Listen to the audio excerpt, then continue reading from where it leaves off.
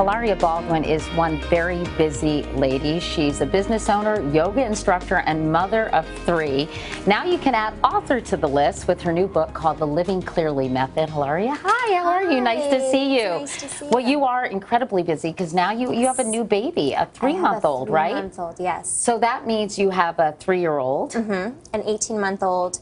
And a 3-month-old, so there's no Look at them. They are so cute. They're worth it. They're so cute. So you wanted to write a book to help busy people like yourself and people who are really stressed out, because I think it's very easy to be stressed in our current culture with, you know, tethered to our devices and running around 24/7. Well, most of us are stressed out, and we're all pretending that we're not stressed out, and we're putting up this facade and their hair and our makeup and everything. And I think my book is mostly about stripping that away and getting to a place we're in this together and we can relax together. What does living clearly exactly mean? It means being present. So living in a clear space means not, you know, I'm just going to fix this because your microphone is brushing. Thank you. Yeah. Not putting one foot in, not just putting one foot in front of the other and feeling that your whole life is passing you by and you're on this sort of treadmill. It's about stopping, being in the moment, opening your eyes, and making choices that serve you. Well, I enjoyed reading about a lot of the things because it seems you've taken some of the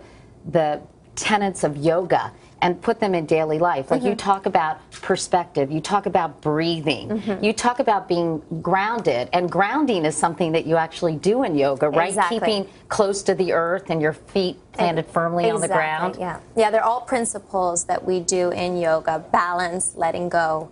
All of these things are things that we talk about on the mat and we bring out into our real life. The other thing is balance, which I think so many people have a hard time with these days, and you had a hard time as well. Yes. Yeah, balance is really tough. I mean, even now, figuring out with 3 kids and working and, you know, everything that I want to do with my husband, it's all a lot. And I thought it was interesting. We can walk over to the mats. I thought it was interesting that you said letting go.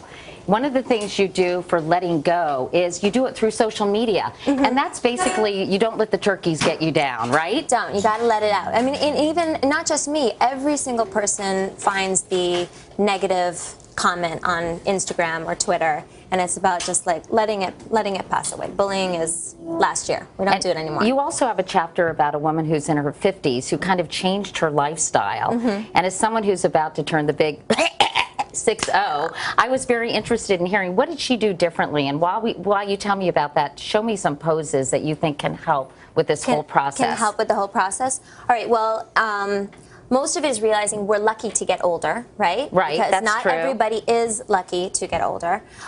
So embrace it, love it, life is good.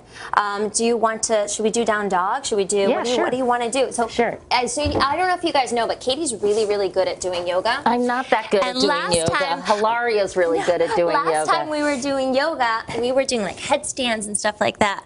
So release your heels down into the floor, press away with your hands. Relax your head from side to side. And yoga is really good for increased flexibility as you get older, to kind of elongate your muscles and things like that. Exactly. Bring yourself forward into a plank pose. Plank. Do a little chaturanga. Yeah, and sometimes I think it, Up dog. Very good. And just because you mentioned it, Hilaria, come on, sister. All right. Let's do it. You guys are going to be impressed. Okay, I have to do it on a tripod thing.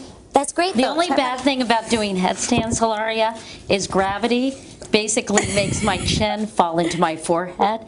But there you go. And this is really good for you, too. Hi, see what I mean, you guys? No, you look good. Everybody tell Katie how good she looks. No, you don't have to tell me. Oh, stop. Stop. Anyway, Hilaria, I learned a lot from your book, and I think it has some great advice about living clearly.